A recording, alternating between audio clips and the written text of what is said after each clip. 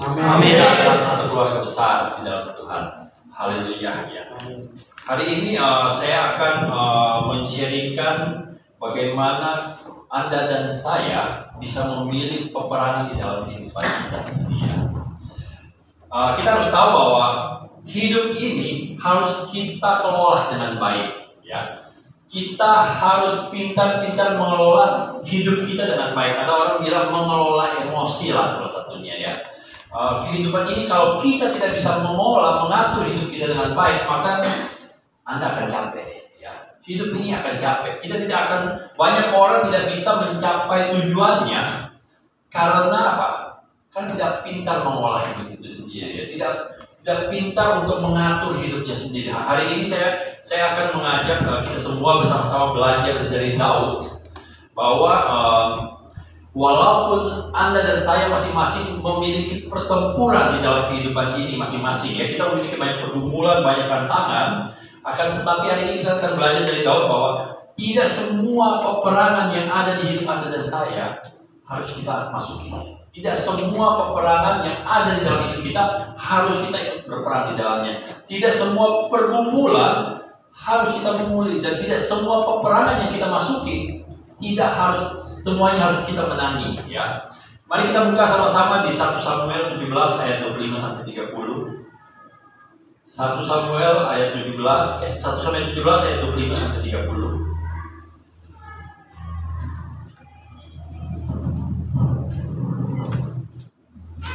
Kalau sudah dapat kita baca ganti-gantian. 1 Samuel 17 ayat 25 sampai 30 kita baca ganti-gantian. Saya dulu ayat 25 ya. Oke ya, 1 2 3. Berkatalah orang-orang Israel itu, sudahkah kamu melihat orang yang maju itu? Sesungguhnya ia maju untuk mencemoohkan orang Israel. Orang yang mengalahkan dia akan dianugerahi raja kekayaan yang besar. Raja akan memberikan anaknya yang perempuan kepadanya, dan kaum keluarganya akan dibebaskannya dari pajak di Israel. Lalu berkatalah kepada orang-orang yang berdiri di dekatnya, apakah yang akan menunjukkan kepada orang yang melakukan orang Filistin itu dan yang menghindarkan cemooh dari Israel? Siapakah orang Filistin yang tak bersunat ini sampai dia berani mencemoohkan warisan dari Allah yang hidup? Rakyat itu pun menjawabnya dengan perkataan tadi, begitulah akan dilakukan kepada orang yang mengalahkan dia. Ketika kakaknya yang tertua mendengar perkataan Daud kepada orang-orang itu, bangkitlah amarah Eliab sambil berkata, mengapa engkau berkata, dan pada siapa engkau tinggalkan kambing domba yang ekor itu di padangmu, atau pengasihan keberanianmu dan kecepatan hatimu, engkau datang kemari dengan maksud melihat pertempuran. Tetapi jawab Daud, apa yang telah aku perbuat? Hanya bertanya saja. Lalu bertanya kepada orang lain dan menanyakan yang sama, dan rakyat memberi jawab kepadanya seperti tadi. Ya, apa yang kita baca barusan merupakan sepenggal bagian dari kisah bagaimana sebelum Daud mengalahkan Goliat. Ya, kita tahu sebelum Daud datang, Goliat yang raksasa itu, orang Filistin itu datang maju dan dia menantang pasukan Israel pada saat itu untuk maju bisa melawan dia 1 lawan 1. Tapi kalau kita baca beberapa hari dia lakukan itu dan tidak ada satupun yang berani maju untuk melawan Goliat pada hari itu. Dan kemudian Daud datang ya pas. Nah, itulah apa yang kita baca tadi ketika Daud datang, dan kemudian dia bertemu dengan Eliab kakaknya yang paling tua, dan kita lihat di situ Eliab mencoba untuk memancing Daud untuk adu mulut ya. Kita lihat dia berkata kepada Daud, mengapa engkau datang daripada siapakah kau tinggalkan kambing domba yang 2-3 ekor itu di padang gurun? Aku kenal sifat pemberanimu dan kejahatan hatimu. Ya. Hari itu kita lihat bahwa Eliab mungkin gini, Eliab saat itu sudah capek ya. Bagaimana mereka istilah intimidasi oleh Goliat pada saat itu. Eliab ketika melihat Daud dia sudah emosi, dan kemudian karena dia emosi maka dia mengajak adu mulut kepada Daud. Ya. Akan tetapi kita melihat bahwa di saat itu Daud tidak tidak membalas kepada Eliab. Daud berbalik daripada Eliab. Kenapa? Karena Daud tahu bahwa musuh yang harus dihadapi bukan Eliab kakaknya, akan tetapi Goliat. Ya, hari itu. Jadi hari itu Daud memilih medan peperangannya sendiri. Banyak dari Anda dan saya, dan iblis tahu kelemahan kita ya. Ketika kita ingin melakukan sesuatu yang baik, maka dia akan memakai orang-orang untuk membuat kita fokus ke orang itu. Banyak orang yang tidak berhasil mencapai tujuannya hanya apa? Hanya karena orang lain ngajak berantem, tersinggung dengan orang lain, kecewa dengan teman. Akhirnya apa? Orang itu tidak pernah berhasil mencapai tujuannya. Dan hari itu Daud mengajak kita bahwa kita harus tahu pertama siapa musuh kita, apa tujuan kita yang sebenarnya ya. Jangan tidak semua orang yang memancing kita amarah kita harus ajak berantem, harus kita hadapi. Tidak. Anda dan saya berhak untuk memilih peperangan kita masing-masing ya. Anda akan tersinggung, Anda akan marah kepada orang, itu adalah sebuah putusan ya. Jadi tidak semua orang yang membuat Anda marah, Anda harus berantem. Nah, hari ini kita akan memilih ada 3 medan peperangan ya, yang sebenarnya tidak perlu kita alami dalam kehidupan ini, yang kita ambil dari kisah tadi ya. Dan Anda ingat juga ketika kisah Saul ingin membunuh Daud sebenarnya punya 2 kali kesempatan untuk membunuh Saul, tapi dia tidak pernah melakukan itu. Karena apa? Musuh dia bukan Saul ya. Dan kemudian ketika dia lari ke orang Filistin, dia diberi makan oleh orang Filistin, raja Filistin. Tapi hari itu pun Daud tidak pernah berperang melawan orang Israel. Malah dia tetap berperang melawan teman-temannya orang Filistin. Kenapa? Karena musuh Daud sebenarnya bukan orang Israel, tapi orang Filistin. Ya, dari situ kita belajar bahwa Daud adalah orang yang mengerti ya bagaimana untuk memilih medan peperangan di dalam kehidupan dia.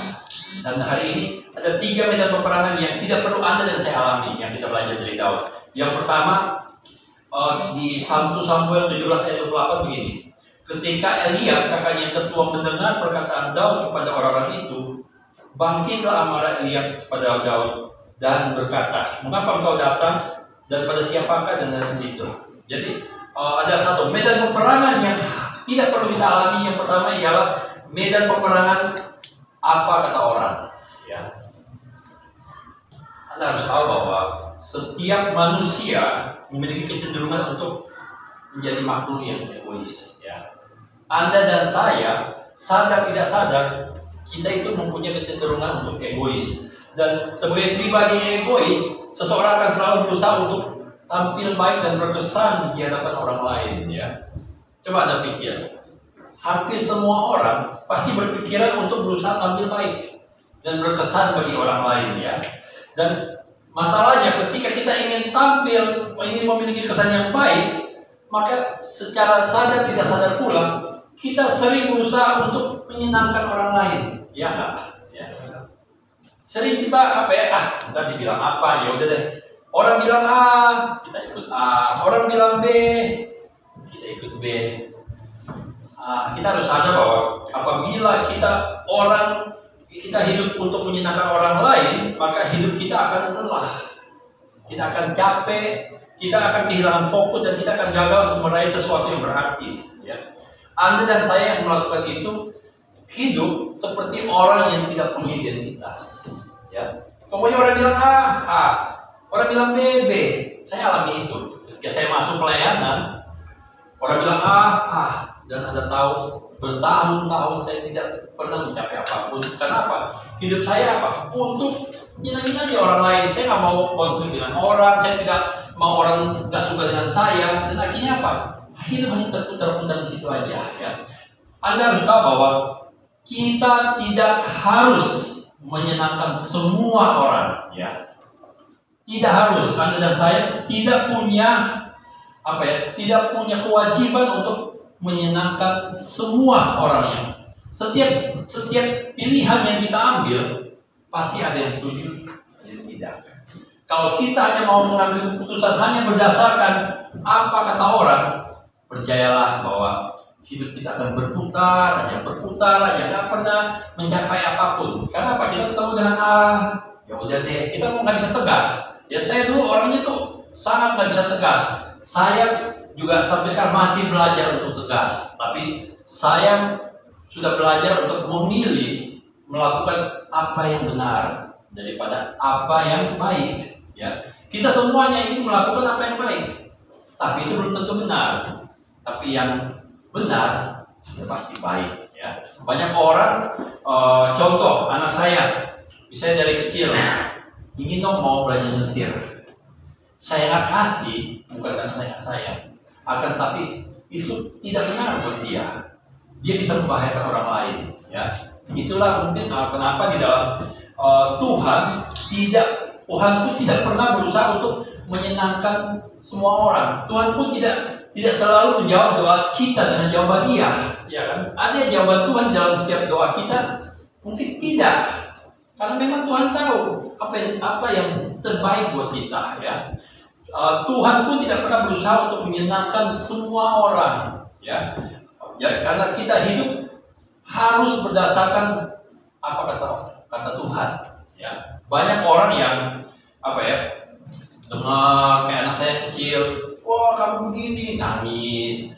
Ya, kalau anak kecil ketika diledekin anak-anaknya orang lain, kita akan nangis. Ya, karena apa? Mungkin mereka tidak tahu identitas masing-masing. Tapi tahukah Anda bahwa Anda dan saya ini diciptakan segambar dan serupa dengan Tuhan? Amin. Karena itu apapun kata orang tentang Anda, jangan pernah masukkan di hati. Ya. Burung boleh terbang di atas kepala Anda, tapi jangan pernah biarkan burung itu bersarang di kepala Anda. Anda punya pilihan. Ya. Banyak orang yang kecewa hanya karena apa kata orang. Orang bilang kamu pelit atau kamu sakit hati. Hari ini kita harus belajar. Pertama, kita harus hindari medan peperangan apa kata orang. Ya. Jangan, tidak semua kata orang harus kita iakan. Firman Tuhan itulah harus menjadi filter di dalam otak kita. Biasakan. Kalau orang bilang kita begini. Kalau Tuhan tak pernah bilang,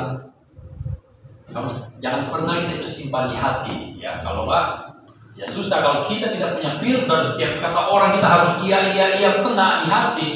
Hidup kita akan penuh dengan medan peperangan, berantem terus dengan orang. Karena orang bilang, kok dia ngomong saya begini, dia ngomong saya begitu. Belajar hari ini bahwa kita tidak harus hidup dari apa kata orang, tapi dari apa kata Tuhan.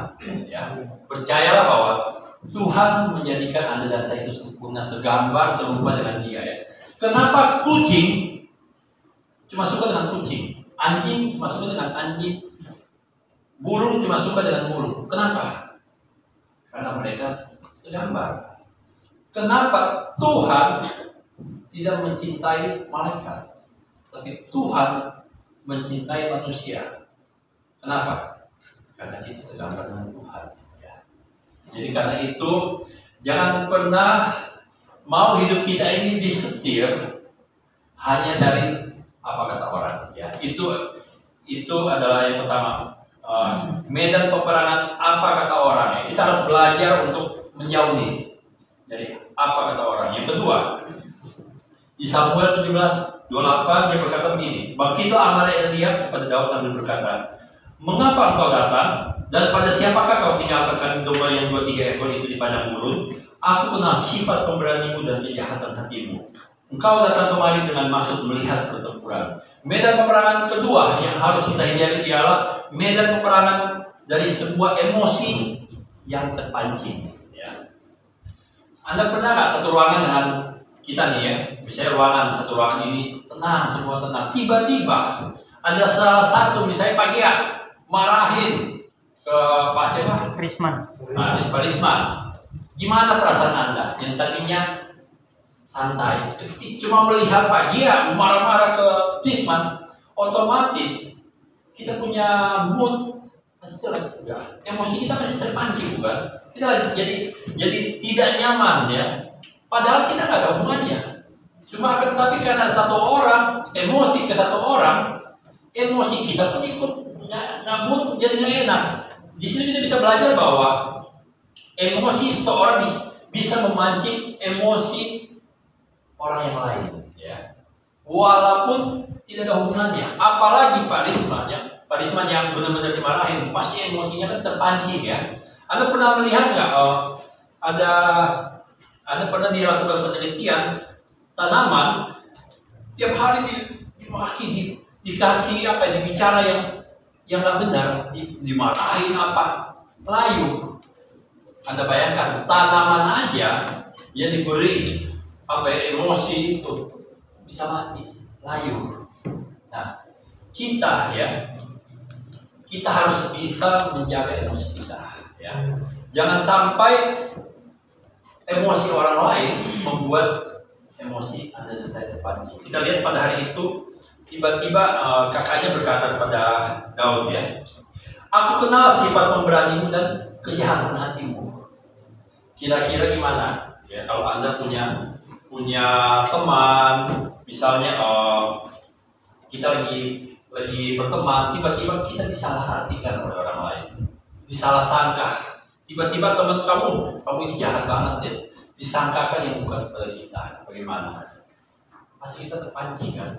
Hari ini kita belajar medan peperangan yang kedua yang harus kita hindari belajar dari Daud, ya, medan peperangan dari emosi yang terpancing. Hari itu kita melihat bahwa Eliab yang dalam keadaan emosional, dengan sendirinya Eliab juga memancing emosi Daud. Bahkan hari itu kalau kita baca bahwa Eliab mengharapkan bahwa Daud supaya melawan balik kepada dia.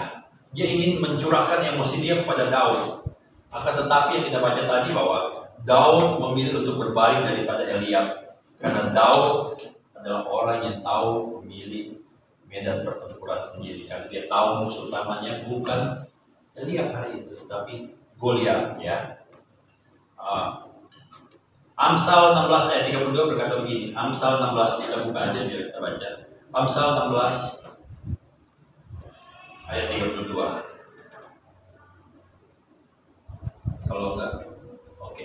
Kita baca sama-sama, ya. 1, 2, 3. Orang yang sabar melebihi seorang pahlawan. Orang yang menguasai dirinya melebihi orang yang berebut kota. Ya. Hari kita bisa belajar dari Daud, ya.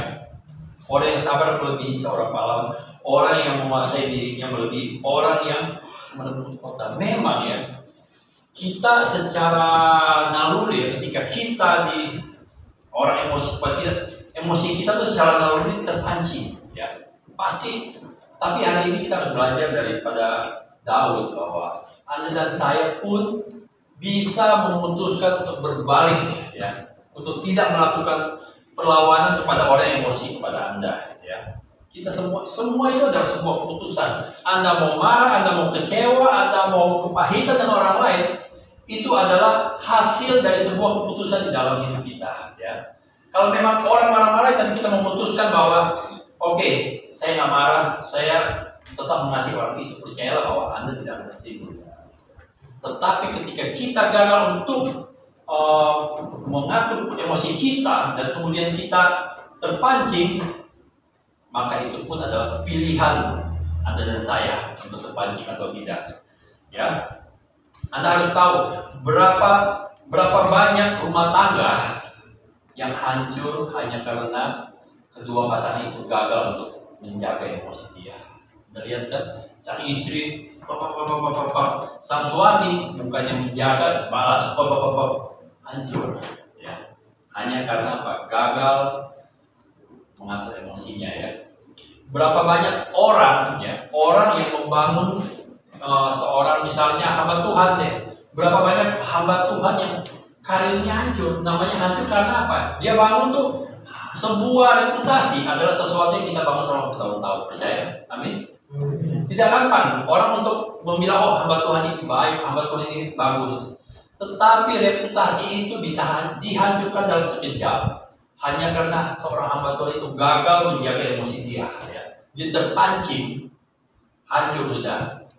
Dan ketika seorang hamba Tuhan reputasinya hancur, Maka tahukah Anda bahwa apalagi seorang pengkhotbah untuk bangkit itu butuh waktu lama ya. Orang-orang, oh dia cuma ngomong aja, dia cuma teori aja ya.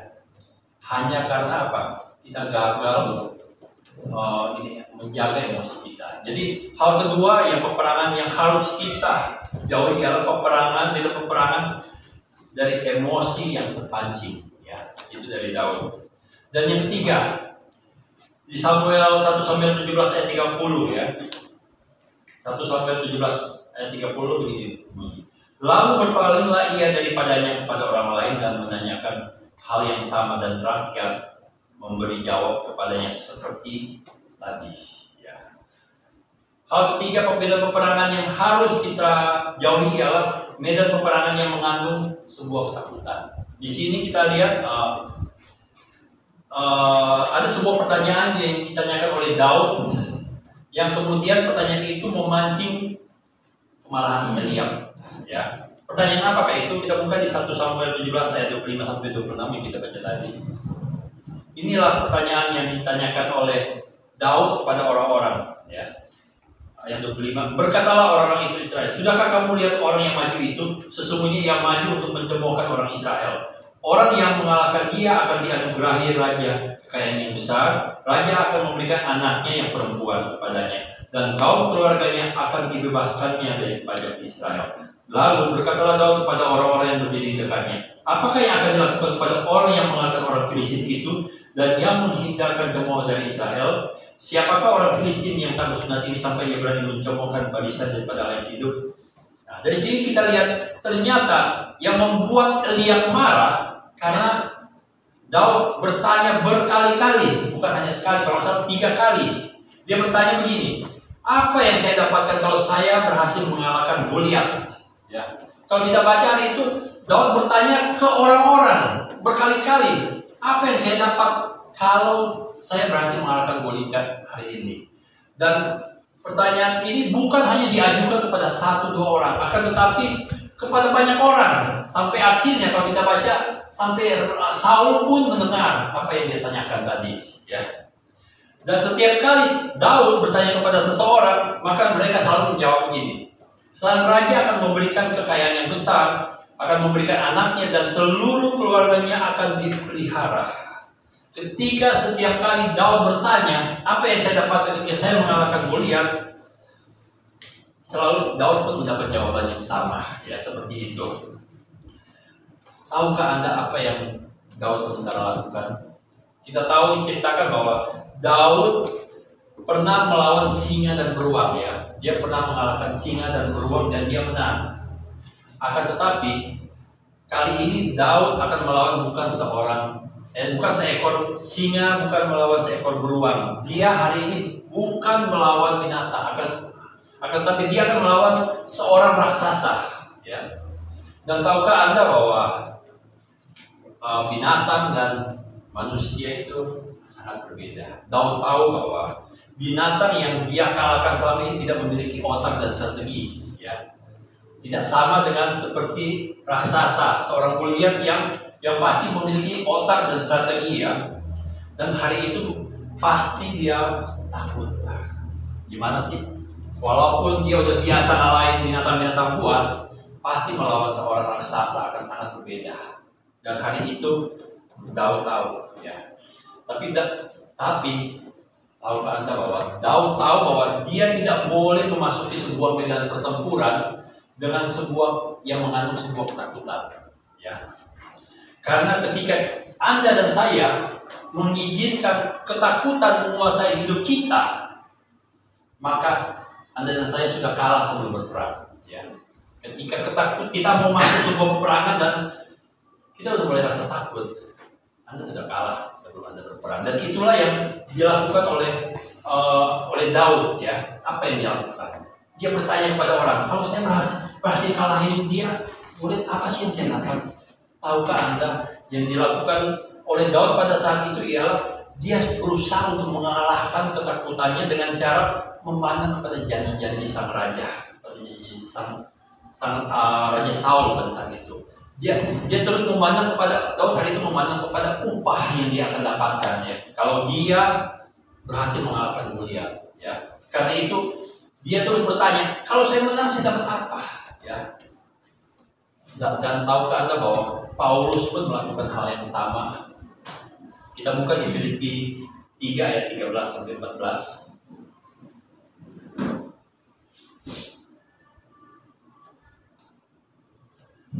Filipi 3 ayat 13 sampai 14. Kita baca sama-sama ya. Oke, 1, 2, 3. Saudara-saudara, aku sendiri tidak menganggap bahwa aku dengan kamu, tetapi ini yang aku lakukan. Aku melupakan apa yang telah di belakangku dan mengarahkan diri kepada apa yang di hadapanku, dan berlari kepada Tuhan untuk memperoleh hadiah, yaitu panggilan surgawi dari Allah dalam Yesus. Tahukah Anda ketika Anda dan saya mengalami hal yang sama dalam menghadapi hidup ini, kita pun bisa melakukan hal yang sama. Ketika pergumulan hidup terasa begitu menakutkan, ini adalah akan janji Tuhan. Ya. Anda harus tahu bahwa keberanian itu, sebuah keberanian artinya bukanlah tidak ada rasa takut. Ya. Keberanian itu adalah sebuah emosi di mana kita, Anda dan saya berhasil mengalahkan rasa takut itu sendiri. Ya. Hari-hari ini siapa sih yang nggak takut dengan corona ya, COVID ya? Kiri kanan semua berita corona, dan tahukah apa yang sering banyak kita dengar, itu yang akan mempengaruhi hidup Anda dan saya. Kalau kita lebih banyak mendengar berita corona daripada baca firman Tuhan, maka hidup kita pun akan dipenuhi dengan ketakutan akan corona. Akan tetapi kalau hidup kita lebih banyak mendengar apa kata Tuhan, apa kata firman Tuhan, secara tidak langsung itu akan mempengaruhi hidup Anda dan saya. Maka kita akan lebih berani ya. Lukas 1 ayat 13. Saya ajak ini ada sebuah 3 peristiwa ketika Yesus sebelum lahir ya. Seorang malaikat datang pada 3 orang, yaitu kepada Zakaria, kepada Maria, dan kepada gembala-gembala. Nah, Lukas 1 ayat 13 begini bunyinya. Malaikat itu berkata kepada Zakaria, jangan takut hai Zakaria, sebab doamu telah dikabulkan, dan Elisabet istrimu akan melahirkan seorang anak laki-laki bagimu, dan haruslah engkau menamai dia Yohanes. Lukas 1 ayat 30 ya. Kali ini malaikat itu datang kepada Maria dan berkata begini. Kata malaikat itu kepadanya, jangan takut hai Maria, sebab engkau beroleh kasih karunia di hadapan Allah. Lukas 2 ayat 10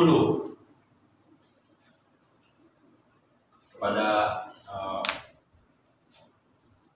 di padang dia berkata begini. Lalu kata malaikat itu kepada mereka, jangan takut, sebab sesungguhnya aku memberitakan kepadamu kesukaan besar untuk seluruh bangsa. Apa persamaan dari 3 kata malaikat tadi? Selalu di awal dia selalu berkata, jangan takut. Jangan takut, jangan takut Maria, jangan takut Zakaria, jangan takut para gembala. Tapi kemudian Anda perhatikan, setelah dia berkata jangan takut, dia selalu berkata sebab, ya, kepada Zakaria dia berkata sebab doamu telah dikabulkan. Kepada Maria dia berkata sebab engkau beroleh kasih karunia di hadapan Allah. Kepada para gembala, sebab sesungguhnya aku memberitakan kepadamu kesukaan besar untuk seluruh bangsa. Semuanya setelah ada kata takut, selalu ada kata sebab. Artinya apa? Ketakutan itu bukan karena kehilangan keberanian sebenarnya, akan tetapi kita kehilangan sebuah sebab, sebuah alasan ya. Anda dan saya akan takut ketika kita semua tidak memiliki sebuah alasan untuk bertahan. Ketika kita tidak memiliki sesuatu yang bisa kita pegang untuk membuat kita berani. Hari ini kita belajar dari Daud, apa sih yang bisa kita pegang yang membuat Anda dan saya bisa berani terus, tidak boleh takut? Itu apa? Semua janji Tuhan. Kita lihat bahwa pada Daud, Saul berjanji bahwa siapa yang mengalahkan Goliat dia akan memberikan harta yang banyak, akan memberikan anaknya, dia akan menjaga keluarganya. Akan tetapi, tahukah Anda, raja yang berjanji kepada Anda dan saya adalah raja di atas segala raja, menjadi Saul. Dia berjanji bahwa dia akan memberikan berkat yang besar bagi Anda dan saya. Dia akan memberikan anaknya, dan malah telah memberikan anaknya hari ini, itu Yesus Kristus. Dan juga apa? Dia berjanji akan menjamin Anda dan seluruh keluarga Anda. Masihkah Anda takut? Jangan pernah takut. Ya. Kalau hari ini semua berita tidak baik, dan percayalah bahwa Tuhan memiliki janji. Saya minta pemusik untuk maju. Kalau hari ini kita tidak bisa melihat tangan Tuhan secara kasat mata sedang bekerja bagi kita, hari ini saya mau mengajak, percayalah kepada hati Tuhan. Kalau Anda hari ini belum melihat bagaimana Tuhan sedang menolong Anda, percayalah kepada hati daripada Tuhan. Kita tidak pernah meminta Yesus bagi kita, tapi dia sudah memberikan dia keselamatan bagi Anda dan saya. Ya. Karena itu, untuk apa lagi kita takut?